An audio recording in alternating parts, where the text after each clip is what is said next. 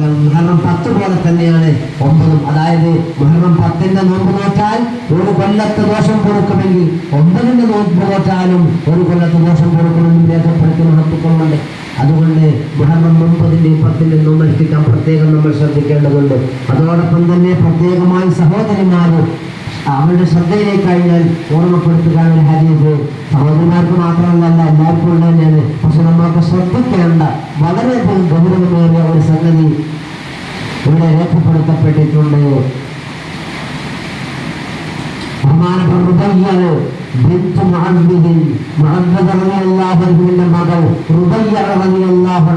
ഉദ്ധരിക്കുന്ന ഒരു ഹദീസ് أرسل رسول الله صلى الله عليه وسلم غداة عاشوراء إلى قرى الأنصار التي حول المدينة. മദീനയുടെ ചുറ്റുവട്ടങ്ങളിൽ താമസിക്കുന്ന അൻസാറുകളിൽപ്പെട്ട കുടുംബക്കാർ അൻസാരികളായ സ്വഹാബിമാരുടെ വീടുകളിലേക്ക് അല്ലാഹുവിന്റെ റസൂൽ ഒരാളെ അയച്ചു. എന്തിനാണ് ആളെ അയച്ചത്? ഒരു കാര്യം പറയാൻ വേണ്ടിയിട്ടാണ്. എന്താണ് അതെന്ന് പറഞ്ഞേപ്പിച്ചത്? മൻ കാന അസ്ബഹ സ്വാഇമൻ ഫല്യുതിമ്മ സൗമഹു വമൻ കാന അസ്ബഹ മുഫ്തിറൻ ഫല്യുതിമ്മ ബഖിയ്യത യൗമിഹി. ഇത് പറയാൻ വേണ്ടിയിട്ടാണ് അല്ലാഹുവിന്റെ റസൂൽ ഒരാളെ അൻസാറുകൾ താമസിക്കുന്ന മദീനയുടെ പ്രാന്തപ്രദേശങ്ങളിലേക്ക് ആളെ വെച്ചത്. എന്താ പറഞ്ഞത്? ആർക്കെങ്കിലും ഇന്ന് നോമ്പുണ്ടെങ്കിൽ ആശുറാന്റെ ദിവസമാണ് റസൂലുള്ള ആളെ അയക്കുന്നത്. പ്രത്യേകം ശ്രദ്ധിക്കണം സഹോദരിമാര്. കാരണം സഹോദരിമാർക്കുള്ള സംഗതി ഇവിടെ വരാൻ പോകുന്നുണ്ട്. അവിടുത്തെ ജീവിതാനുഭവം പച്ചയായി രേഖപ്പെടുത്തുകയാണ് ഇവിടെ. ബഹുമാനപ്പെട്ട റസൂലുള്ളാഹി സ്വല്ലല്ലാഹു അലൈഹി വസല്ലം തങ്ങൾ സ്വഹാബിയെ പറഞ്ഞയച്ചത് ഇത് പറയാനാ. ആരെങ്കിലും ഇന്ന് നോമ്പ് നോച്ചിട്ടുണ്ടെങ്കിൽ നോമ്പ് പൂർത്തിയാക്കണം. ഇനി ആരെങ്കിലും നോമ്പ് നോക്കാതെയാണ് ഈ നേരം പുലർന്നതെങ്കിൽ, ഈ പകൽ ആരംഭിച്ചതെങ്കിൽ ഇനി പെടുന്ന ഭക്ഷണം കഴിക്കാതെ നോമ്പുകാരനെ പോലെ നിൽക്കണമെന്ന്. അങ്ങനെ പലത് റമദാനൊന്നും അല്ലല്ലോ. റമദാനിൽ നിയ്യത്ത് ചെയ്യാൻ മറന്നുപോയാലും നോമ്പുകാരനെ പോലെ അന്നപാനാദികൾ ഉപേക്ഷിച്ച് നിൽക്കണം. നോമ്പിന് കൂലിയില്ല അല്ലേ? നോമ്പ് കളകൂട്ടുമാണോ? റമദാനായതുകൊണ്ടാണ് അത്രയും ഗൗരവപൂർവ്വം നിയമം പ്രഖ്യാപിച്ചത് ഹബീബ് റസൂലുള്ളാഹി. പക്ഷേ എന്തുകൊണ്ടായിരിക്കണം പുണ്യ നബി സ്വല്ലല്ലാഹു അലൈഹി വസല്ലം തങ്ങൾ മുഹറം 10 ആശൂറയുടെ സുദിനത്തിൽ മദീനയിലെ പ്രാന്തപ്രദേശങ്ങളിൽ താമസിക്കുന്ന അൻസാറുകളുടെ വീടുകളിലേക്ക് ആളെ പറഞ്ഞയച്ചുകൊണ്ട് ഇന്ന് നോമ്പ് നോറ്റവരുണ്ടെങ്കിൽ പൂർത്തിയാക്കണമെന്നും നോമ്പ് നോക്കാത്തവർ ഇനി ഇന്നങ്ങോട്ട് പകലിൽ ഭക്ഷണം കഴിക്കാതെ നോമ്പുകാരനെ പോലെ നിന്നുകൊണ്ട് ആ പകൽ പൂർത്തിയാക്കണമെന്നും പറയാൻ കാരണം ഈ ദിവസത്തിന്റെ മഹത്വം ഹബീബ് റസൂലുള്ളാഹി സ്വല്ലല്ലാഹു അലൈഹി വസല്ലം തങ്ങൾ ഈ ഉമ്മത്തിനെ പഠിപ്പിക്കുകയായിരുന്നു. പ്രത്യേകിച്ചും ഈ ഹദീസ് റിപ്പോർട്ട് ചെയ്യുന്നത് റുബയ്യ ബിൻത് മുഅബ്ബിദാണല്ലോ. മുഅബ്ബിദിന്റെ മകൾ റുബയ്യ റളിയല്ലാഹു അൻഹായാണല്ലോ. അവരെ പോലുള്ള സ്ത്രീജനങ്ങളെയാണ് ഹബീബ് റസൂലുള്ളാഹി സ്വല്ലല്ലാഹു അലൈഹി വസല്ലം തങ്ങൾ ഇവിടെ ഫോക്കസ് ചെയ്തിരിക്കുന്നത് എന്ന് നമ്മൾ കൃത്യമായി മനസ്സിലാക്കേണ്ടതുണ്ട്. തന്നെയുമല്ല ബഹുമാനപ്പെട്ട റുബയ്യ പറയുന്നുണ്ട്,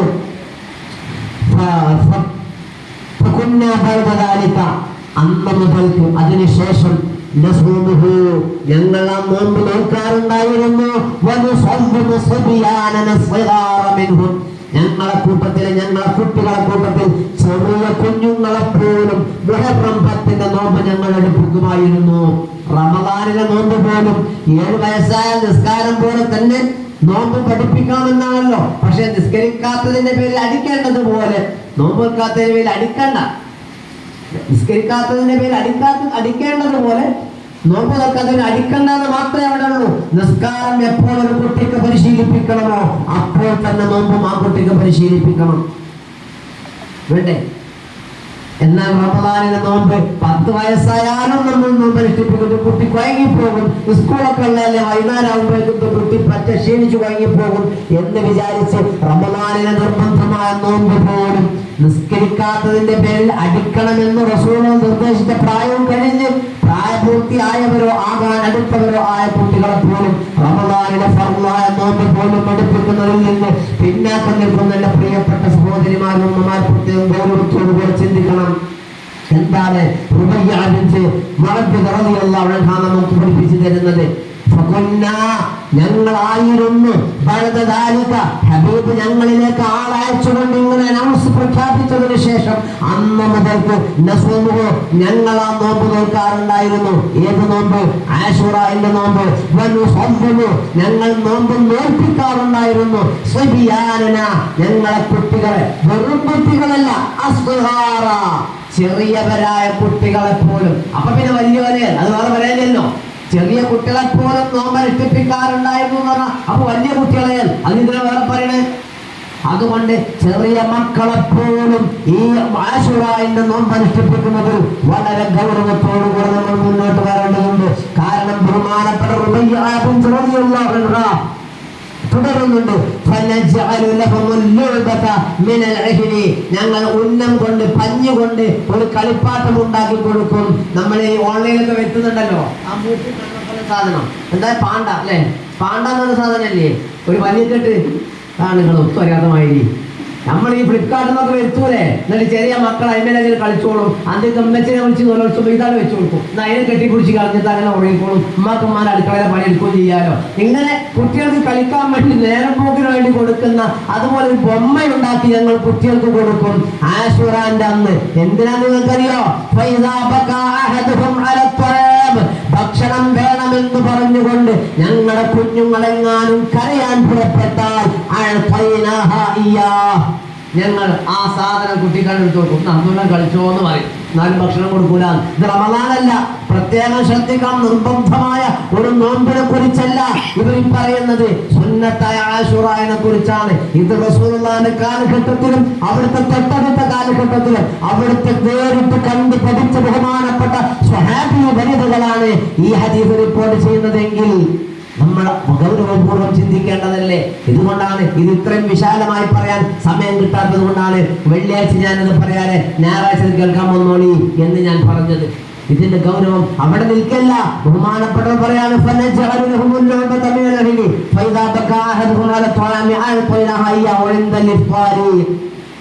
നോമ്പ് തുറക്കുന്നത് വരെ, നോമ്പ് തുറക്കുന്ന സമയം വരെ ആ കുട്ടികൾക്ക് അതുകൊണ്ട് കളിക്കാൻ വേണ്ടി ഞങ്ങൾ കൊടുക്കും. ഈ കൊച്ചു കുഞ്ഞുങ്ങൾ അങ്ങനെ നോമ്പാട് പൂർത്തിയാക്കും. ഇതിന്മേൽ കളിച്ചിട്ട് നേരിട്ട് പോകും, ഭക്ഷണം കൊടുക്കൂല. അപ്പൊ ഇത്ര ഈ ഹദീസ് ബഹുമാനപ്പെട്ട മുസ്ലിം റളിയല്ലാഹു ഉദ്ധരിച്ചിട്ടുണ്ടെങ്കിൽ ഇനി അത് സംശയത്തിനിടമില്ല. ലോകം അംഗീകരിച്ച ഹദീസ് ഗ്രന്ഥങ്ങളിലെ സുപ്രധാനമായ ഗ്രന്ഥമാണ് സ്വഹീഹ് മുസ്ലിം. ആ സ്വഹീഹ് മുസ്ലിമിൽ നിന്നാണ് ഞാൻ ഈ ഹദീസ് നിങ്ങളുടെ മുമ്പിൽ അവതരിപ്പിച്ചിട്ടുള്ളത്. അതുകൊണ്ട് പ്രിയപ്പെട്ടവരെ, നീട്ടി പറയണമെന്ന് എനിക്ക് ആഗ്രഹമുണ്ടെങ്കിലും അതിന് പറ്റിയ സന്ദർഭമല്ല എന്ന് ഞാൻ മനസ്സിലാക്കുകയാണ്. അതുകൊണ്ട് ഈ മുഹറം 10 നോമ്പ് അത്ര ചില്ലറ നോമ്പാണെന്ന് വിചാരിക്കണ്ട, അത് സുന്നത്തല്ലേ ഉള്ളൂ എന്ന് വിചാരിക്കണ്ട. നമുക്കാകെ പറ്റിയ കേടുമതാണ്. സുന്നികളാണെന്ന് പറയും, വാദത്തിന് നമ്മൾ സുന്നികളാണ്, മാലി മൗലിദൊക്കെ ഉണ്ടാവും. പക്ഷെ ഹബീബിന്റെ സുന്നത്തെടുക്കുന്ന വിഷയത്തിൽ ഞാനടക്കം നമ്മിൽ പലരും വളരെ പിന്നാക്കം പോയിട്ടുണ്ട്. പേരിൽ മാത്രം സുന്നത്തുള്ളവരാണ് നമ്മൾ സുന്നികൾ. അതുപോരാ, നമ്മുടെ ജീവിതത്തിലുടനീളം ഹബീബ് നിർദ്ദേശിച്ച ചര്യകൾ, അവിടുത്തെ ബഹുമാനപ്പെട്ട എന്ന് സയ്യിദുനാ റസൂലുള്ളാഹി പറഞ്ഞ എന്റെ സ്വഹാബികൾ മുഴുവനും നക്ഷത്ര സമാനരാണ്. അവരിൽ ആരെ നിങ്ങൾ പിൻപറ്റിയാലും, ഈ മുഅവ്വിദിനെ പിൻപറ്റിയാലും നിങ്ങൾ സന്മാർഗത്തിലാണ്.